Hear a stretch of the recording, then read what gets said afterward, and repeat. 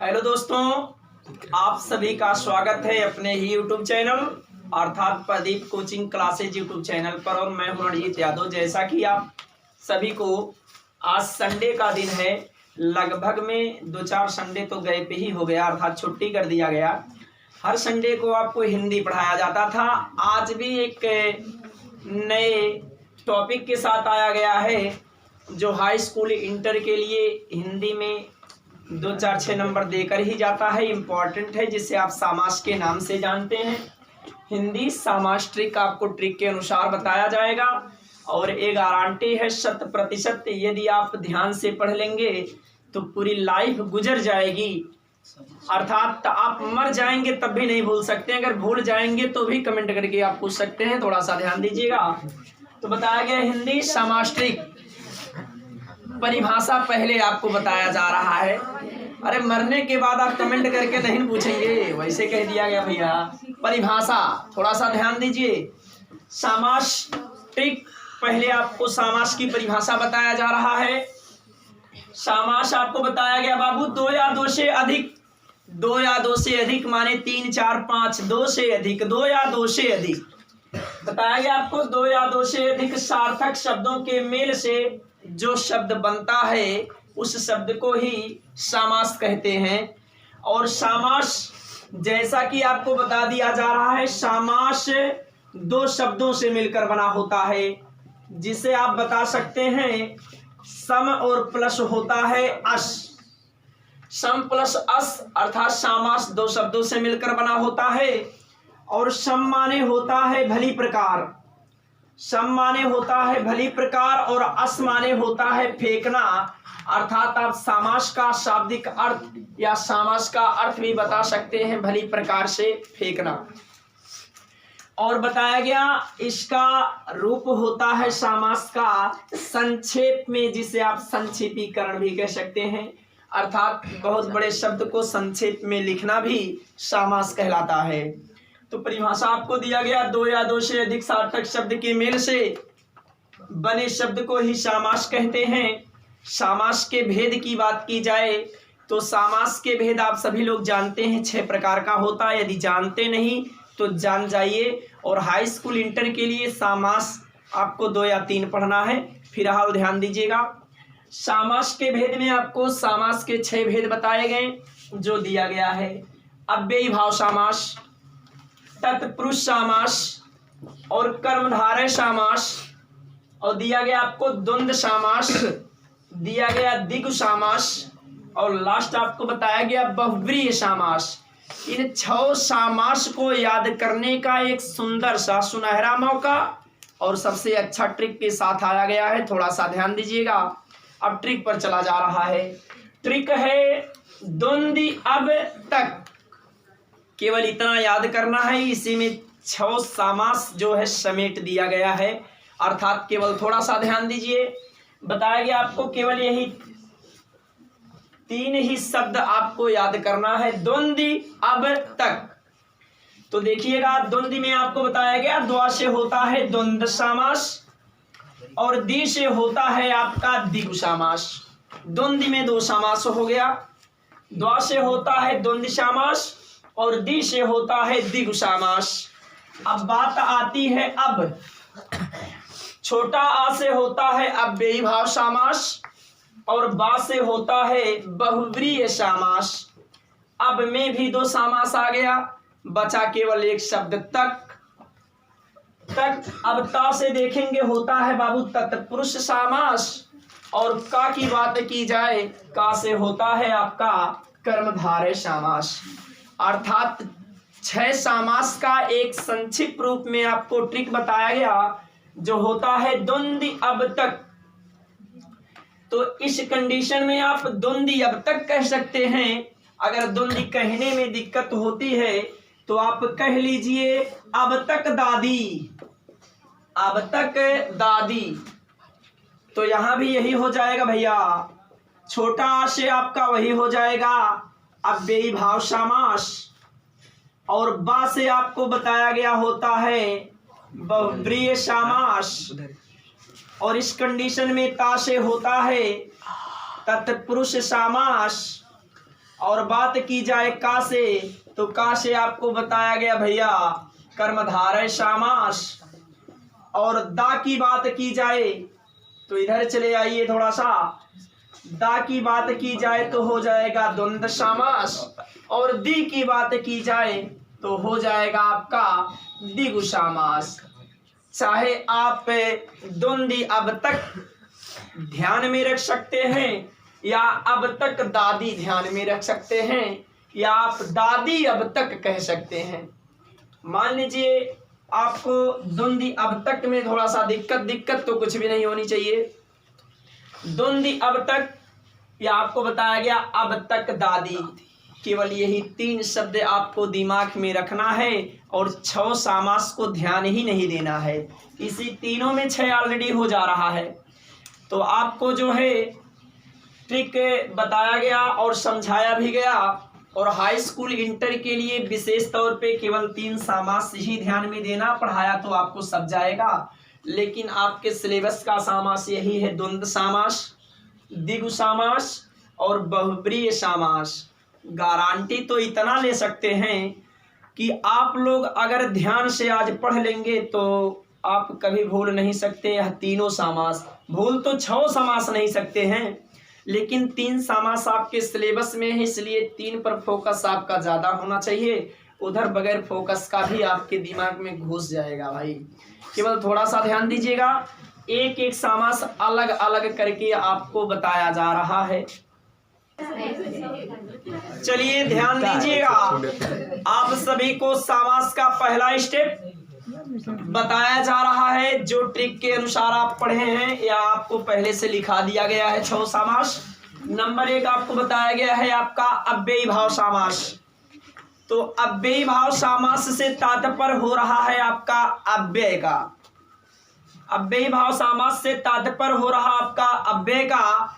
तो इस कंडीशन में पहले आप अव्ययी भाव समास का परिभाषा ही देख लीजिए। जिन शब्दों के प्रारंभ में, प्रारंभ माने आप सभी को पता है भैया, पहले जिन शब्दों के प्रारंभ में उपसर्ग लगा हो, जैसा कि आप सभी को उपसर्ग और प्रत्यय के बारे में पता ही होगा, तो आपको बताया गया भैया जिन शब्दों के प्रारंभ में उपसर्ग लगा हो उसे अव्ययी भाव समास कहते हैं। ठीक है, तो आपको बताया गया बाबू जिन शब्दों के प्रारंभ में उपसर्ग लगा हो उसे अव्ययी भाव समास कहते हैं, या आप उपसर्ग ही कह सकते हैं या अव्ययी भाव समास का ट्रिक कह सकते हैं। जैसे कि आपको बताया गया बाबू यथा, आ, भर, अनु, नीर, प्रा, प्रति आदि शब्द का प्रयोग जहां पर किया जाएगा वहां केवल अव्ययी भाव समास होगा, या जहां आपको लगे कि यहाँ उपसर्ग का प्रयोग किया गया है वहां भी आपको बताया गया अव्ययी भाव समास होता है। जैसा कि आपको बताया जा रहा है एग्जाम्पल के जरिए, यथा संभव, अगर इसको संधि विच्छेद के रूप में करेंगे तो लिख सकते हैं बाबू यथा प्लस संभव, अर्थात आपको उपसर्ग दिखाई दे रहा है, या आप कह सकते हैं यथा का प्रयोग किया गया है। यथा प्लस संभव माने जैसा संभव हो, जैसा संभव हो। तो आप यथा संभव में यथा देखकर तुरंत लगा सकते हैं कि यहाँ पर अव्ययी भाव समास है, क्योंकि ट्रिक में आपको बताया गया है यथा है जहां आ जाए, भर आ जाए, अनु आ जाए, नीर आ जाए, प्रा आ जाए, प्रति आ जाए, वहां पर आप आंख मूनिए और तुरंत अव्ययी भाव समास लगाइए। तो बताया गया आपको यथा संभव माने यथा प्लस संभव माने जैसा संभव हो, और दूसरा अनुरूप, देखिए अनु का प्रयोग किया गया है और अनुरूप में अनु आपका उपसर्ग भी है, तो इसलिए आप बता सकते हैं अनुरूप माने अनु प्लस रूप माने रूप के योग्य, रूप के योग्य। तो आपको बताया गया अनुरूप में भी आप बता सकते हैं भाई अव्ययी भाव समास है, क्योंकि अनुरूप में उपसर्ग और प्रत्यय की बात की जाएगी तो आपका अनु जो है वह उपसर्ग है, और अव्ययी भाव समास में बताया गया प्रारंभ में अगर उपसर्ग का प्रयोग किया गया है तो वहां समास भी अव्ययी भाव होगा।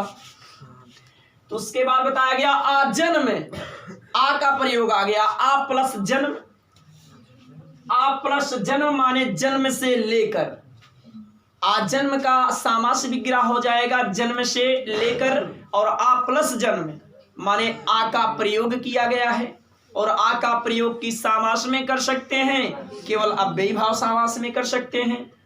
उसके बाद आपको बताया गया प्रतिदिन माने प्रति प्लस दिन, प्रति आपका उपसर्ग है, उपसर्ग होने की वजह से या प्रति शब्द आ जाने की वजह से आप बता सकते हैं इसमें भी अव्ययी भाव समास है, इसको प्रत्येक दिन समास विग्रह के रूप में कर सकते हैं।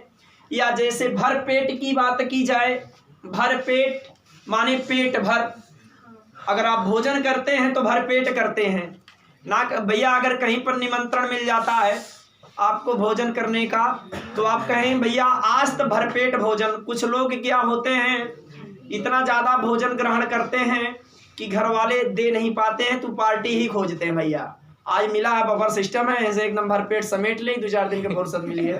हालांकि ऐसा संभव नहीं है।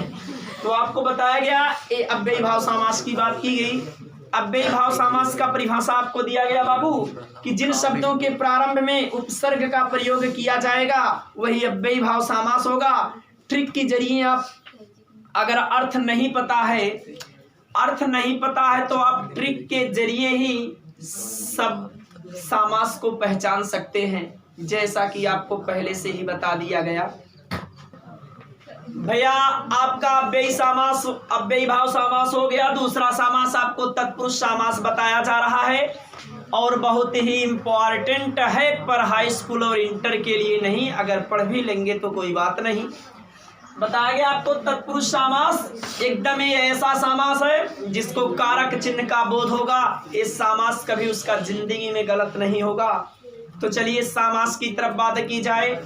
बताया गया समास को विग्रह करने पर या समास का विग्रह करने पर अगर कारक चिन्ह का लोप हो जाता है तो उसे ही तत्पुरुष समास कहते हैं। जब समास का विग्रह किया जाए, कारक चिन्ह का लोप हो जाए, तो वह बताया गया समास आपका तत्पुरुष समास होगा। जैसा कि आपको कारक चिन्ह पहले से ही बताया गया और पता भी है, कर्ता ने कर्म को करण से संप्रदान के लिए अपादान से अलग होने के अर्थ में संबंध काकी के अधिकरण में पर संबोधन अरे हो जाएगा। यानी बताया गया कर्ता और संबोधन को छोड़कर शेष विभक्तियां लगाकर इसका समास विग्रह किया जाता है। तो जैसे कि आपको बताया गया बाबू, का, की, को, के लिए, में पर, से आदि शब्द जहां पर आपको दिखाई दे वहां तुरंत का तुरंत तत्पुरुष समास है। या आपको लगे कि यहाँ पर कारक चिन्ह का प्रयोग किया गया है तो तुरंत का तुरंत वह तत्पुरुष समास होगा, जैसा कि आपको एग्जाम्पल के जरिए दिखाया जा रहा है। उदाहरण में जैसे बताया गया, यश प्राप्त माने यश को प्राप्त, यश प्राप्त अर्थात यश को प्राप्त। समास विग्रह से अगर इसी को शब्द का लोप हो जाएगा तो वहां पर तत्पुरुष समास हो जाएगा, क्योंकि कारक चिन्ह तो यही न है भैया, यश प्राप्त माने यश को प्राप्त। तो बताया गया कारक चिन्ह क्या है, को है। अगर इसी को शब्द का लोप हो जाता है तो वहां पर तत्पुरुष समास होगा। जैसा कि बताया गया, मन चाहा, मन से चाहा, मन से चाहा। देवी देवता, पास पड़ोस, भाई बहन, प्रेमी प्रेमिका सब लोग कहते हैं कि इस चीज को हम मन से चाहते हैं, और भगवान करें जो जिसको मन से चाहा उसको प्राप्त हो जाए तो अच्छी बात है भाई, देवी देवता के विशेष तौर पर। बताया गया मन चाहा माने मन से चाहा। यहाँ पर से भी कौन सा चिन्ह है, कारक चिन्ह है। कर्ता ने कर्म को करण से, तो बताया गया आपको भैया अगर से शब्द का लोप हो जाए तो वो आपका तत्पुरुष समास होगा। यज्ञशाला माने यज्ञ के लिए, शाला माने जहां पर यज्ञ किया जाता है, यज्ञ के लिए शाला, इसमें के लिए ये भी आपका क्या है, कारक चिन्ह है। उसके बाद बताया गया राजपुत्र माने राजा का पुत्र, राजपुत्र माने राजा का पुत्र ही हो सकता है, कोई भिखारी को तो उसका राजगद्दी दिलाएंगे नहीं भैया। राजपुत्र माने राजा का पुत्र। तो बताया गया यहाँ पर का भी आपका जो है कारक चिन्ह है, इसका भी लोप हो जाए। परिभाषा के अनुसार बताया गया समास का विग्रह करने पर या समास को विग्रह करते समय अगर कारक चिन्ह का लोप हो जाता है तो वहां भी तत्पुरुष समास होता है। धर्मवीर माने धर्म में वीर, धर्मवीर समास विग्रह हो जाएगा धर्म में वीर, इसमें भी में आपका कारक चिन्ह ही है। आप बीती माने आप पर बीती, आप पर बीती, पर भी यहाँ पर कारक चिन्ह है। ट्रिक के जरिए आपको बताया गया का प्रयोग, की का प्रयोग, को, के लिए, में पर, से आदि शब्द जहां पर आएंगे वहां पर तुरंत का तुरंत तत्पुरुष समास होगा। और जहां पर आपको लग जाए जैसे गगन चुंबी, गगन को चूमने वाला, जेब कतरा माने जेब को काटने वाला, जहां जहां पर भी आपको कारक चिन्ह का प्रयोग लग जाएगा वहां पर तुरंत आप तत्पुरुष समास लगाएंगे। किसी समास की तरफ थोड़ा सा भी ध्यान नहीं देंगे। हमारे समझ से इस समास में भी आप सभी को कहीं पर कोई दिक्कत नहीं होना चाहिए पहचानने में। अब देखिए आपका अव्ययी भाव समास हो गया, तत्पुरुष समास हो गया। तीसरा समास आपको बताया जा रहा है कर्मधारय समास, और यही एक ऐसा समास है जो सब लोगों को डिस्टर्ब किए रहता है। माने कर्मधारय समास और बहुव्रीहि समास में केवल थोड़ा सा फर्क है। सब समास को लोग पहचान लेते हैं लेकिन कर्मधारय समास में थोड़ा सा संशय रहता है। देखिए थोड़ा सा दूर कर लीजिए। अब तक कर्मधारय समास आपको बताया जा रहा है जिस समास में प्रथम पद दूसरे पद की विशेषता बताता है, जिस समास में प्रथम पद दूसरे पद की विशेषता बताता है उसे ही कर्मधारय समास कहते हैं। और जैसे कि बताया गया दूसरे पद की तुलना हो गई, या हो गया, है, जो हो गया, के सामान आ गया, इसे आप ट्रिक कह सकते हैं कर्मधारय का। जैसे कि मेन चीज इसमें है कि एक पद दूसरे पद की हमेशा विशेषता बतलाती है।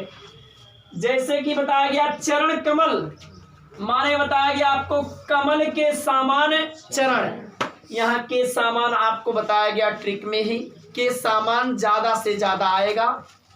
और बताया गया कमल नयन, बताया गया कमल के सामान नयन। लाल मणि माने लाल है जो मणि। और बताया गया आपको बाबू महापुरुष, महान है जो पुरुष, किसी भी विशेष व्यक्ति को लिया जा सकता है। नहीं कहते हैं कि बहुत महान है, बहुत अच्छे हैं और इनका स्वभाव भी अच्छा है, माने मिला जुला के बहुत महान है। माने महान है जो पुरुष, महापुरुष माने महान है जो पुरुष। अधमरा बताया गया आधा है जो मरा।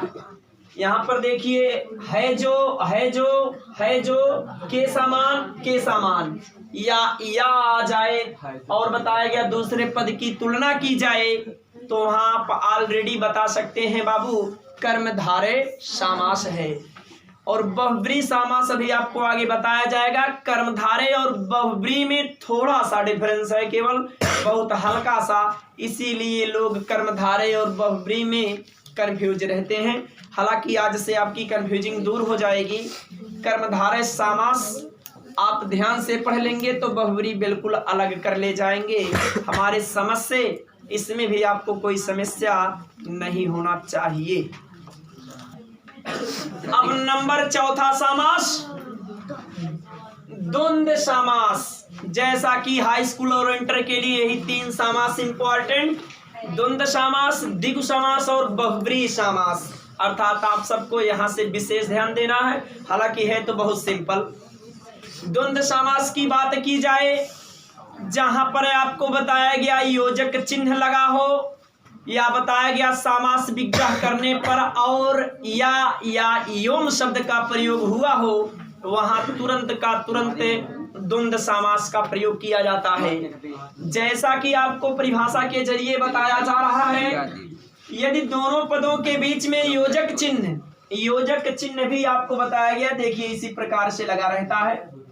यदि दोनों पदों के बीच में योजक चिन्ह लगा हो और विग्रह करने पर और या योम आए तो वहां पर आपको बताया गया द्वंद्व समास होता है। मेन पहचान इसकी है योजक चिन्ह का।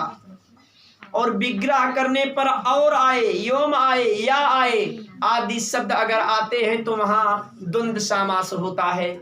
जैसा कि नदी नाले, नदी और नाले, विग्रह में देखिए आपको आ गया और यहाँ पर इसके समास में आपको मिल गया योजक चिन्ह। जहां पर योजक चिन्ह आ जाए और विग्रह करने पर बताया गया बाबू और या योम आदि शब्द आए तो वहां तो ही द्वंद्व समास होता है। जैसे बताया गया पाप पुण्य, माने पाप और पुण्य, योजक चिन्ह लगा है, इधर और शब्द का प्रयोग किया गया है। ऊंच नीच, योजक चिन्ह है ऊंच या नीच।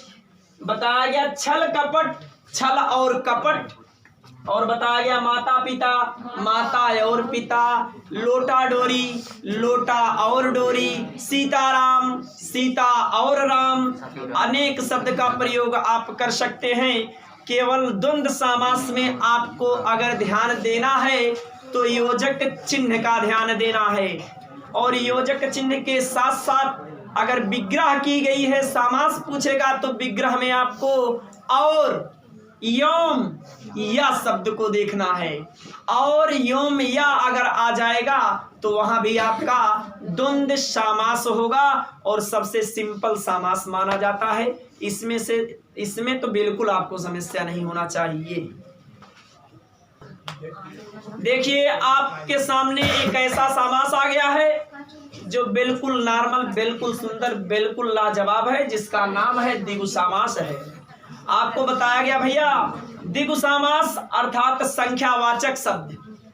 द्विगु समास अर्थात संख्यावाचक शब्द का प्रयोग जहां किया जाएगा वहां द्विगु समास होगा। परिभाषा आपके सामने दिया गया, थोड़ा सा ध्यान दीजिए।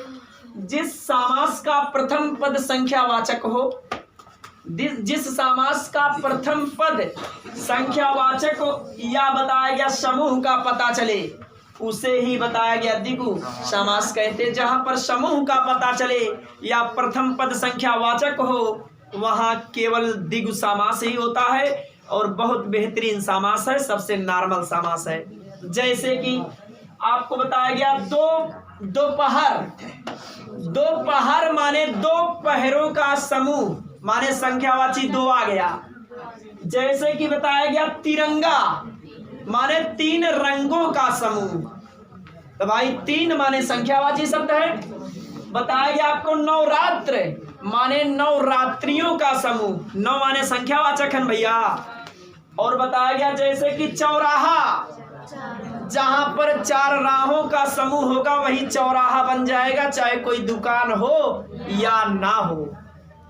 हमारा कहने का मतलब ये है कि जहां पर चौक है, चौक वहां होगा जहां पर चार मार्ग होंगे अर्थात चार रास्ते होंगे, तो वह आपका हो जाएगा कौन सा समास? द्विगु समास, माने चार राहों का समास या चार राहों का समूह। तो बताया गया बाबू चार संख्यावाचक शब्द है। और जैसे कि बताया गया आपको त्रिकोण माने तीन कोणों का समूह, ये भी आपका संख्यावाचक। हमारा कहने का मतलब जहां पर प्रथम पद में संख्यावाचक शब्द रहेगा वह ज्यादा से ज्यादा द्विगु समास ही होगा, और जहां पर समूह की बात की जाए, ग्रुप की बात की जाए, वहां द्विगु समास होता है। एक और अकेला लास्ट समास आपका बहुव्रीहि समास बच रहा है, वो भी देखिए। चलिए ध्यान दीजिएगा, समास का लास्ट स्टेप बहुव्रीहि समास के बारे में आपको बताया जा रहा है और दोनों का कंफ्यूजिंग यहीं पर दूर कर दिया जाएगा। कर्मधारय और बहुव्रीहि में लोग संशय में पड़े रहते हैं, थोड़ा सा ध्यान दीजिएगा। बहुव्रीहि समास की बात की जा रही है। बहुव्रीहि समास की परिभाषा आपको बताया जा रहा है बाबू कि जिन समास में कोई भी पद प्रधान नहीं होता है, ना तो पहला पद ना तो दूसरा पद, अर्थात कोई पद प्रधान नहीं होता है। जिन समास में कोई भी पद प्रधान नहीं होता है अर्थात दोनों पद मिलकर किसी तीसरे की ओर संकेत करते हैं। कोई पद प्रधान नहीं होता है लेकिन दोनों पद मिलकर के बताया गया तीसरे पद की ओर संकेत करते हैं, तो उसे ही बहुव्रीहि समास कहते हैं। बताया गया कि जिन समास में कोई भी पद प्रधान नहीं होता है किंतु दोनों पद मिलकर किसी तीसरे पद की ओर अगर संकेत करते हैं तो वहां ही बहुव्रीहि। अगर दो पद मिले हो केवल संकेत तीसरे की ओर ना करे तो वही कर्म धारय होता है। जैसा कि आपको बताया जा रहा है बाबू नोट में, आप बता सकते हैं इनमें देवी देवताओं का ज्यादातर प्रयोग होता है किस समास में? बहुव्रीहि समास में। अगर पूछा जाए, आप इस प्रकार से ट्रिक के माध्यम से यानी याद कर सकते हैं कि जिस समास में देवी देवताओं का ज्यादा व्याख्या किया हो उसमें ही बहुव्रीहि समास होता है। जैसे आपको बताया गया बाबू घनश्याम माने घन के समान है जो, अर्थात श्री कृष्ण। घनश्याम तो श्री कृष्ण को ही कहा जाता है। तो बताया गया घनश्याम माने घन के समान है जो, अर्थात श्री कृष्ण। दो लोग मिलकर तीसरे की ओर संकेत कर रहे हैं, अर्थात यहाँ पर बहुव्रीहि समास होगा। और बताया गया जैसे लंबोदर माने लंबा है उदर जिसका, अर्थात गणेश भगवान। लंबा है उदर जिसका अर्थात गणेश, यहाँ पर भी है आपका बहुव्रीहि समास। बताया गया बाबू गंगाधर अर्थात गंगा को धारण करने वाला, गंगा को धारण करने वाला अर्थात आप बता सकते हैं शिव। और दशानन माने 10 है आनन जिसके, अर्थात रावण। दशानन 10 है आनन जिसके, अर्थात रावण। माने दो लोग मिलकर अगर तीसरे की ओर संकेत करते हैं, दशानन माने 10 और आनन मिलकर रावण की तरफ संकेत कर रहा है। 10 दशानन माने 10 है आनन जिसके, अर्थात रावण। तो इस कंडीशन में आप बता सकते हैं कि बहुव्रीहि समास है। या मृत्युंजय माने मृत्यु को पीटने वाला, मृत्यु को प्राप्त करने वाला, या आपको बताया गया कौन है? शंकर है, अर्थात इसमें भी बहुव्रीहि समास है। अगर दो लोग मिलकर तीसरे की ओर संकेत करते हैं तो वहां बहुव्रीहि होगा, अगर संकेत नहीं करते हैं तो वहां कर्म धारय होगा। जैसे पीतांबर माने पीला वस्त्र धारण करने वाला, बस ये हो गया आपका कर्म धारय। पीला वस्त्र धारण करने वाला हो गया कर्म धारय। अगर पीला वस्त्र धारण करने वाला अर्थात लगाकर तीसरे की ओर संकेत कर दी गई तो वहां पर हो जाएगा बहुव्रीहि समास। पीतांबर में लोग कंफ्यूज रहते हैं, अगर आपको कर्मधारय दिया है तो बहुव्रीहि नहीं रहेगा, अगर बहुव्रीहि दिया है तो कर्मधारय नहीं रहेगा, अगर दोनों दिया है तो ज्यादा से ज्यादा आप बहुव्रीहि पर ट्रिक लगाएंगे, आपका वही सही होगा। और आज हमारे समस्या ट्रिक के माध्यम से आप सभी को समास में किसी को कहीं पर कोई दिक्कत नहीं होनी चाहिए। अगर समास में आपको दिक्कत नहीं है तो आप वीडियो को लाइक कीजिएगा, चैनल को सब्सक्राइब कीजिएगा, प्लस अपने मित्रों में शेयर भी कीजिएगा। और साथ साथ आप अपने इच्छा के अनुसार बेधड़क कमेंट कर सकते हैं। अगर यह वीडियो आपको अच्छा लगा हो तो कमेंट के जरिए आप हम तक अपनी राह को पहुंचाइएगा। उसके बाद आप चाहे जो भी पढ़ना चाहेंगे, रस, छंद, अलंकार, प्रत्यय, उपसर्ग, जो कुछ भी पढ़ना चाहेंगे, अगर अच्छा लगा होगा तो आप बताइएगा अपने कमेंट बॉक्स में जाकर कमेंट के जरिए। उसके बाद आपको वह टॉपिक पढ़ा भी दिया जाएगा। धन्यवाद।